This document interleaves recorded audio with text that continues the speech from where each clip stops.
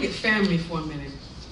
I was wondering, was I going to do this piece? And this book is, I've written tributes to people that have passed away, because death is such an enemy, and it robs you. And to be fully transparent, we're never ready for it, especially when there's someone you wish you had spoken to, but years has gone by and you haven't. That was my experience, and it's no shame.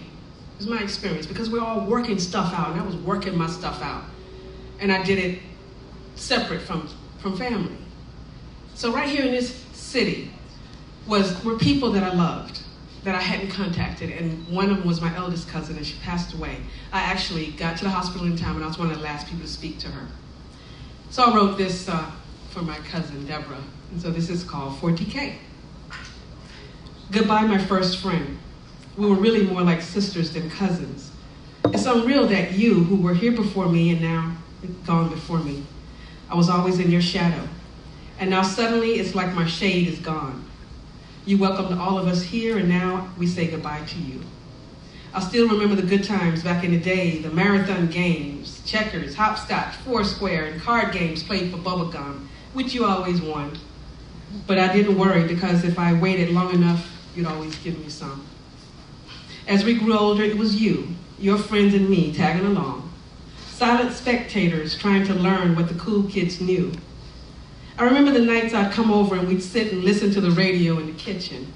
You teach me the latest dances. I never caught on, but you teach me anyway. I was there for your first crush, first dance, and first date. How about that summer when we only had 2 45s and we played them every day, front and back? Good times. I always thought your clothes were cooler than mine, so you would let me borrow and bring them back, so that one day a week I could be cool too. You were a very generous, giving soul. You even let me drive your first car to school. From our whispered conversations and giggling fits, I learned about boys and all the high school gossip too. Everything an older cousin was supposed to do, you did for me. Even now, if I run into someone from back home and they don't know me until I say, I'm Deborah Keith's cousin, then it's like, oh yeah, now I remember you. Did I ever say thank you? Now I'm in no one's shadow. I had to learn to stand erect, even stand alone sometimes, but it's okay. The shadows are now within me. I use them as lights. You're now one as well. See, I found my gift.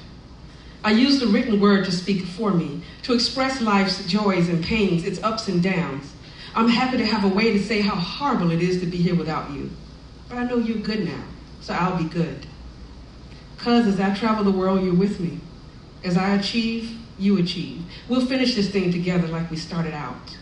I have to keep moving because we were the elder cousins, and now it feels like it's on me to encourage them to find what their gifts are and go for it, like you encouraged me.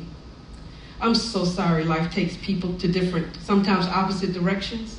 Sorry my friends don't know you and vice versa. Sorry your son doesn't know me that well. No regrets though. You and I understood each other, and that's what's helping me keep it together. That you and I knew that despite time and distance, we were still tight in our hearts. But I know you told your son how special we were, how much fun we used to have. Does he know? Did you ever mention the times we spent hours playing marathon checker games, hopscotch, foursquare, and card games, which you always won, but I didn't worry, because if I waited long enough, you'd always give me some. I love you always, cuz.